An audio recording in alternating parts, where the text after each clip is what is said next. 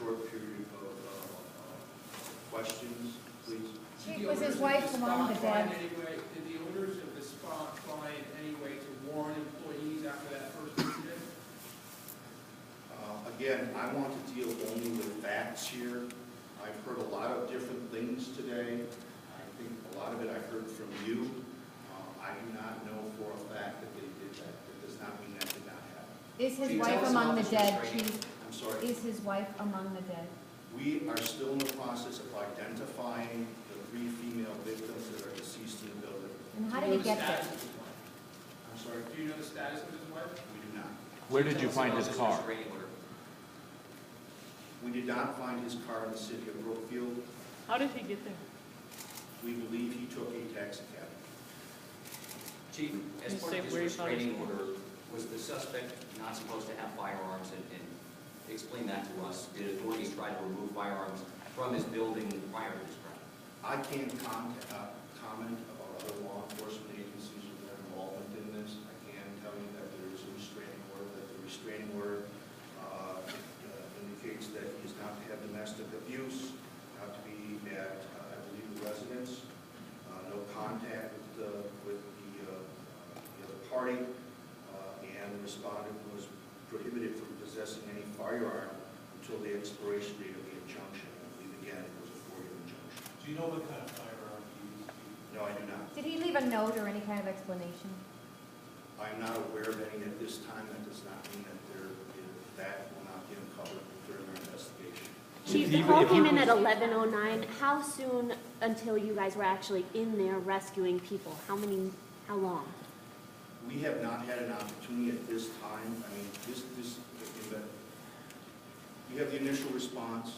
We have trying to identify our victims, extracting our victims and our witnesses and our other victims. We need to clear that building. We need to locate a suspect. I have not had the time, nor has my team had the time to put any of those timelines together yet. We're still at that scene. I can tell you that the roadway is open. Everything except for the Salon property itself now is back to regular access by the public. Obviously, the Salon is not going to be open for some time. It's going to be in our custody as a crime scene. I would expect for an extended period of time. I have teams of evidence techs down in that building. Again, I was told it's close to a 9,000 square foot building, looking for evidence and collecting evidence and things that are going to help us piece this incident together. So it's going to take us not hours, it's going to take us days, it may even take us weeks to get everything that we need to get together from our past. Was there a police report on the tire slashing? And at any point in the last couple of weeks, did the police department receive notification of the order of protection? Or was there any other police involvement involving these 2 people? I believe all those, the order was issued in Milwaukee County. I don't believe the City of Brookfield Police Department had any police contact with any of the parties involved in this matter since the 4th. So there was no police report filed in connection with the tire slashing? Yes, there was initially here in the City of Brookfield. And he was arrested subsequent to that for domestic violence, criminal damage to property. Referred to DA? Yes. It was referred to the Just district attorney's office. that was on in that date? Waukesha. I'm sorry? On that date of the slashing, he was arrested? Either that day or the following day. And then the injunction was requested in Milwaukee County. What were the circumstances surrounding the arrest, do you know?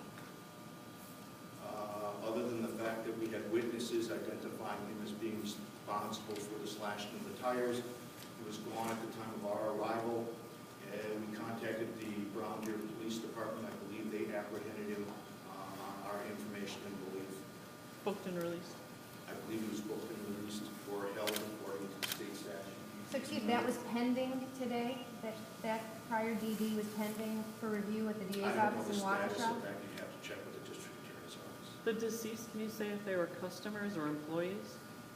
I cannot tell you if they were customers or employees. Or ages? You mentioned the gender. Can you say age yet? No, again, we're in there. We know we have 3 deceased females. We're treating it as a crime scene. We're collecting evidence. Obviously, if the victim is away from their purses or other things of identification, we want to make sure that we know who we're identifying. It's a very long and detailed take us hours this evening. Could you tell us which area of the salon that the deceased were found in? Was it in the lobby or in a treatment area? I can't tell you. It was a Earlier, lot you of said there were a room. number of scenes going. Obviously, you say the salon is still going. Are there any other scenes that are still active at this point? I don't know the status of Brown Deer at this time. Chief, could The you tell us? command post in this incident is located offsite. And they're running a lot of different information and things through that command post. And of course, we have lots of things going on. We try to compartmentalize these large scenes into areas. Right now, I believe we have Brown Deer in charge of that scene, so I can't comment on it. I don't have direct information. Was his estranged wife the complainant in the damage to property, and did the police department speak with her at that point? I believe we did, yes. And did she express fear for her life, or that this person might come back to the salon? I can't comment on that. Did she ask for protection from the police at that point, do you know? Not from the city of Brookfield Police Department. Was that the only contact, that one incident at that one time? I can't comment any further on that. So I don't want to give you information that's inaccurate. He had one weapon, and do you know how many shots I do were not fired? know. I do not know. Again, it could take days, weeks to figure this all out. Very large crime scene, a very confused crime scene, smoke, number of suspects, a number of victims, we're evacuating victims, we're getting multiple calls from victims that had secreted themselves in different rooms in the building. So again, it was a very large, complex, evolving.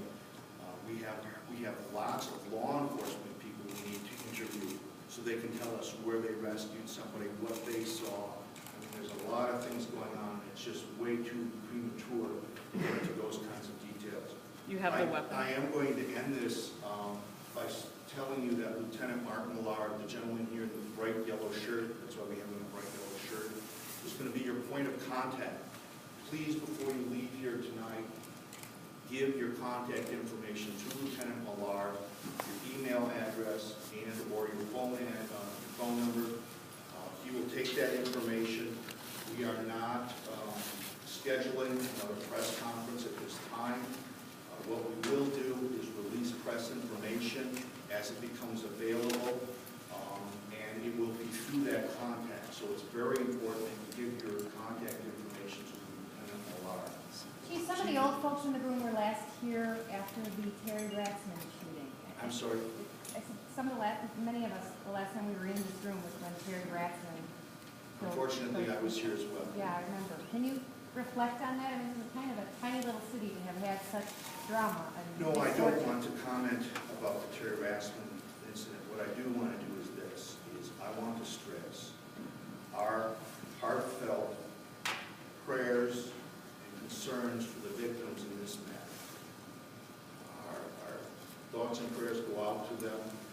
I want to thank all the brave law enforcement and fire service people that responded today, and from all initial accounts acted heroically and with extreme professionalism to get us to the point where the situation was rendered safe and no additional victims were injured or died.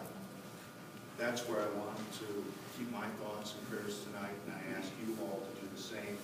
I know on behalf of the city and all of our residents, all the victims and their families, all the people touched by this senseless act, on their thoughts. Thank you.